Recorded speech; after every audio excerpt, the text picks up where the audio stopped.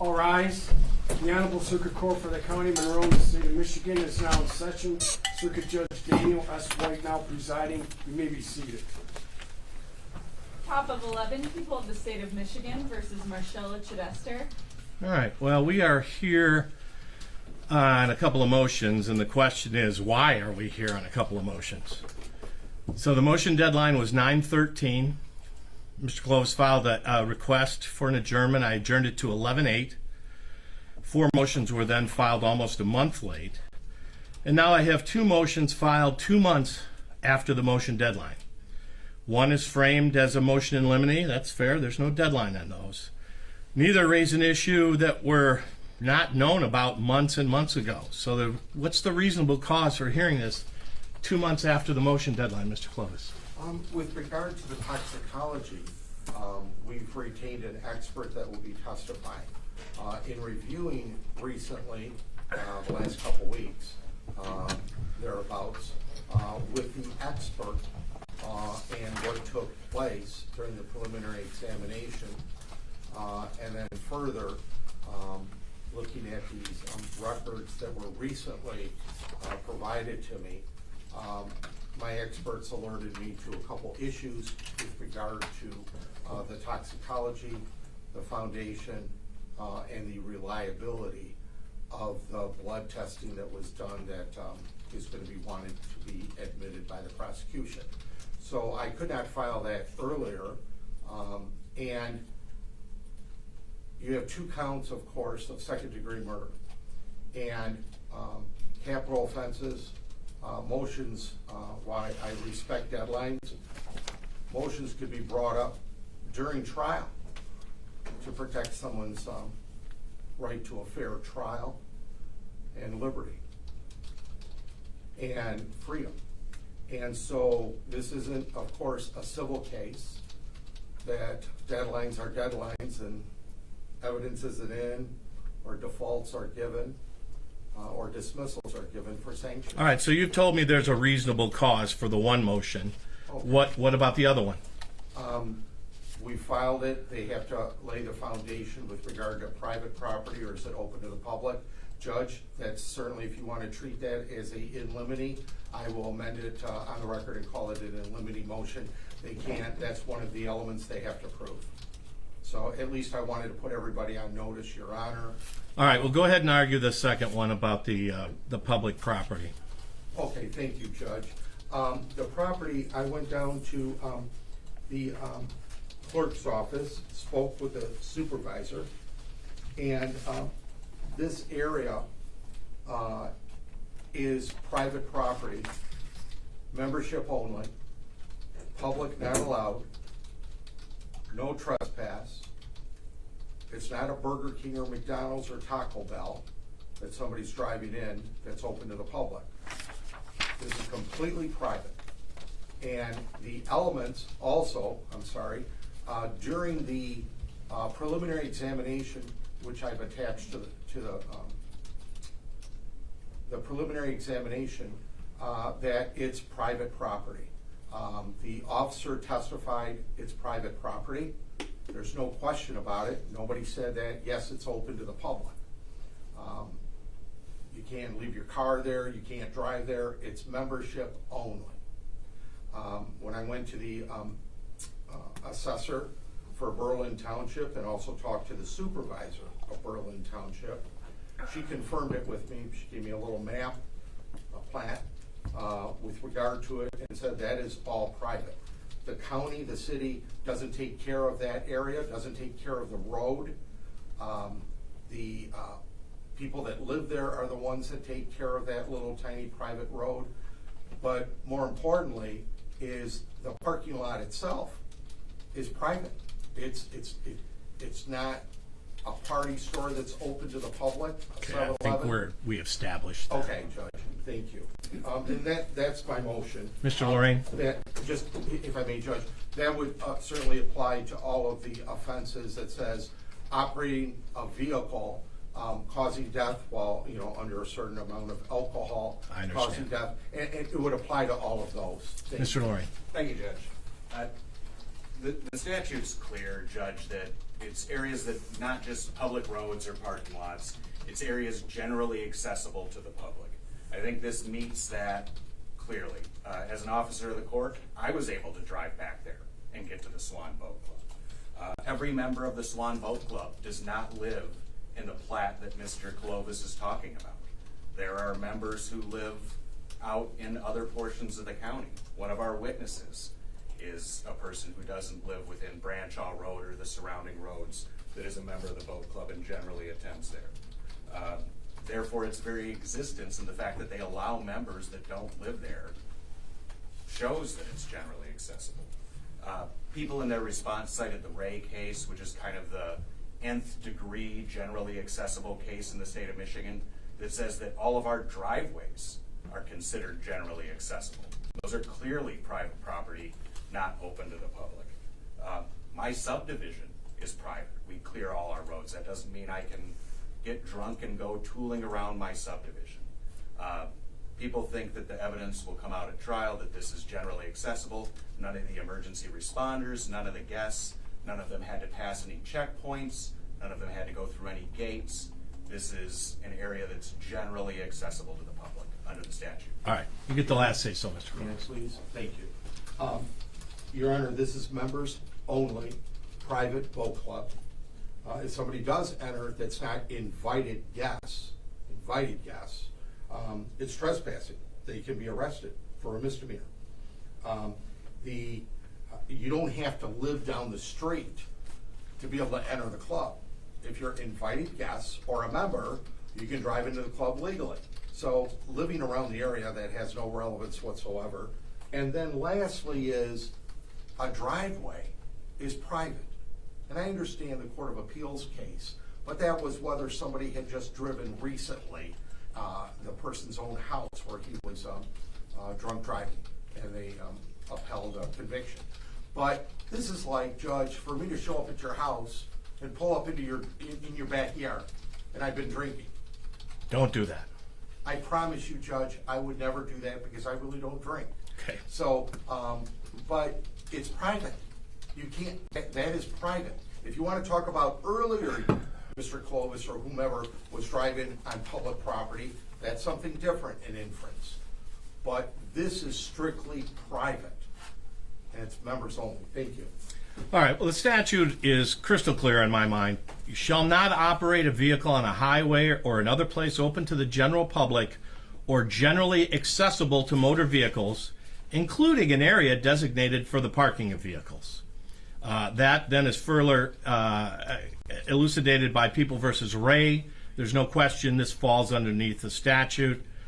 This motion is denied. Go ahead with your next motion, Mr. Close.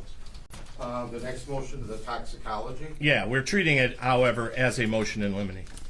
Okay, Judge, well, all right. I actually need a evidentiary hearing, or I need a hearing to have the officer here to confirm what he had said. I presume this was going to be not an evidentiary hearing today on it, and I would ask any time next week, Your Honor, if you would, respectfully, if you could set it for a hearing. Well, let me just go right to the point. All right, so I'm looking at your motion, and your motion says the people are going to have the attempt to have the blood test admitted at time of trial. They have the burden of establishing the foundational requirements. We all agree? We agree on what those foundational requirements are. Your motion then goes on to say that you strongly suspect the people cannot establish the foundational requirements for the admission of any blood testing results of the defendant. That's what your motion says. When we were here, I don't know if it was last week or 2 weeks ago, I said, well, I'm going to have to see some law. There was an amended motion, now an amended motion to suppress, but it says the same thing, that you strongly suspect that they can't establish the foundational requirements. That is what you're saying. Right. That is, sum and substance is what you suspect. They can't lay the proper foundation, and I would rather not have that at the time of trial to taint a jury. Don't I need more than you telling me this is what I suspect they can't meet? Aren't you supposed to tell me something in this motion that says why you suspect they can't meet it? Well, they have the burden. I don't have the burden of the foundation. Just like a Walker hearing, they have the burden, and a Walker hearing is heard on statements and Miranda. Prior to a trial, I don't want the trial to be tainted by hearing a foundation being laid that turns out that it's an improper foundation, and the jury's already tainted by hearing it. So it's almost the jury's accepting whether a foundation or not. And so it's only fair with 2 counts of murder that a hearing be scheduled. We have all of next week, respectfully, for a hour and a half hour hearing with regard to the foundation. I don't believe the blood may have been drawn properly, but I don't believe the blood was preserved properly. It doesn't even say that in your motion. Well, I guess, Judge, I'm informing the court that during the preliminary examination, the officer said that he never shook the preservative whatsoever, which he's supposed to do. All right. Mr. Lorraine, your response. People just stand by their response, Judge. It's a trial issue. If people can't lay their foundation during trial, Mr. Clovis, I'm sure, will object to that, and the court will have to rule. And absent a Daubert hearing way in the past from today, I don't know how else the court handles it at this stage of the game. Your Honor, may I respond? Yes, Thank you. always have Thank the you. last chance.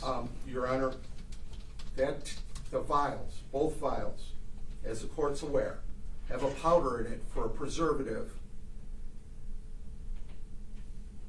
The blood was put in there.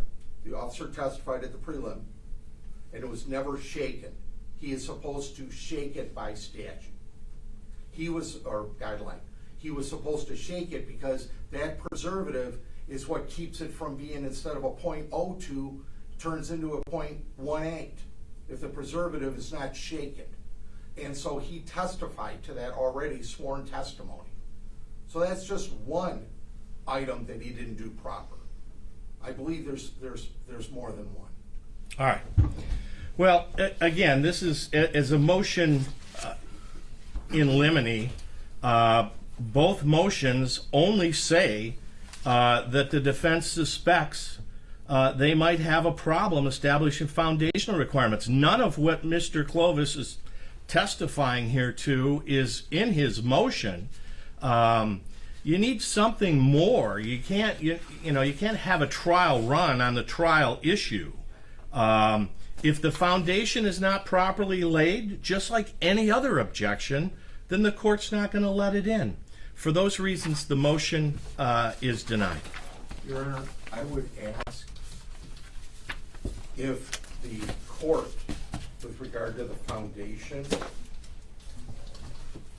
that be outside the presence of the jury prior to the testimony before the jury.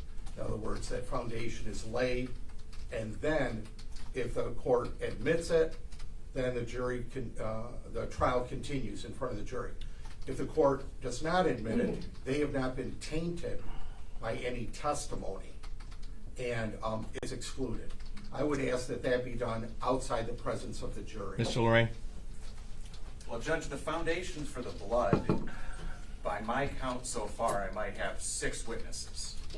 So without a more definite statement of what we're dealing with here, what we're concerned about having outside the presence of the jury, and also the blood result can't come in until the very end of that. So I don't know what taint Mr. Clovis is concerned about, because that taint wouldn't come until the very end of those 5-6 witnesses. All right, I'm going to stick with my ruling. The motion is denied. And so, Your Honor, the foundation and all that be in front of the jury? Yes, like any other trial. A couple of other issues that we need to deal with. The jury instructions are due on Tuesday. That's a deadline that must be met. It must include the witnesses you're actually going to call, and those should be in the instructions. The format must be suitable for the presentation to the jury. Also, I had pretrial services send the prosecutor and Mr. Clovis a copy of an email they sent to me regarding irregularities concerning the scram tether that Ms. Chider is wearing. There was an obstruction on February 13th and an obstruction on February 14th. Both of those obstructions lasted 12 hours. Then there was a testing in probation that may have indicated the presence of alcohol. Do you like to address that, Mr. Clovis? Certainly. Your Honor, we did do testing. We were notified. We went down to probation. It turned out, or at least some of the facts are, that, and the scram person that's here in the building, is that it was very loose.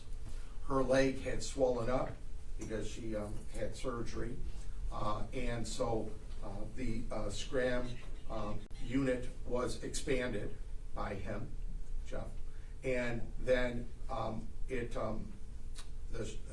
the swelling went down, and it was very, very loose. And so he noted that the other day, a couple days ago, when she came in for this alleged violation or notice. And so he tightened it. He saw that it was very, very loose. So I think that's what may have caused it. Certainly, the most she wears is a nylon, and that doesn't affect it. But a loose mechanism on her leg certainly could have been that. We don't know. But he did tighten it. It was quite loose. And he noted that. As to the alcohol reading, the actual alcohol reading was a .01. And I think it started off at a .018, thereabouts. My client and her husband, no alcohol is allowed in the house whatsoever, couldn't figure it out. And we went down and met with her.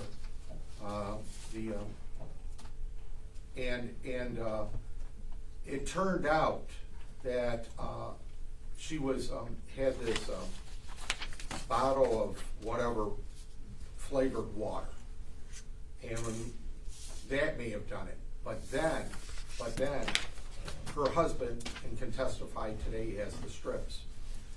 There's tea that she drinks, and the tea didn't show anything at all, but she drinks it with honey. She put the honey in, stirred it like she does, and put a strip in, and it showed faint alcohol showing up. A .01 is a .02 and higher is illegal for a minor to have in their system. .02 and higher. Anything below .02, it's not illegal for a minor by statute. It's not considered alcohol under the influence. So I don't know what occurred, but I know a .018 is beyond low. It's extremely below low. And so therefore, Judge, the results, I do not believe strongly, I do not believe that it's indicative of having alcohol in her system or consumed any alcohol whatsoever. Again, if it was a .03... All right, when we say again, we're just kind of saying the same thing. I got what you said. All right, Judge. Thank you. I do agree with you that the alcohol is low. There's a lot of things that could factor into that. I can't necessarily or wouldn't necessarily take any action with respect to that. As to the obstructions are lasting 12 hours. So they're loose for 12 hours and then they somehow tighten themselves up again. I have some real questions about that, but nothing definitive. I'm just putting Ms. Chidester on notice regarding any of the obstructions regarding this, and I'm directing her to go immediately from leaving this court down to pretrial services and have them test her again. If the tests are fine, we'll see you a week from Monday. If not, we'll see you later this morning. And Judge, if people could speak to the bond violation just briefly. Sure. Just people's understanding of it is that pretrial services ran into these issues, prepared a report on them, but didn't believe that they would be able to meet their burden in a bond violation hearing. people understand that that's pretrial services position. People just want to put on the record that if there is a supported bond violation in this case, particularly one related to alcohol, people are going to be vehemently moving for remand. Understood. All right. Anything else that we need to talk about? Nothing, Your Honor. You have a pleasant weekend. All right. Thank you.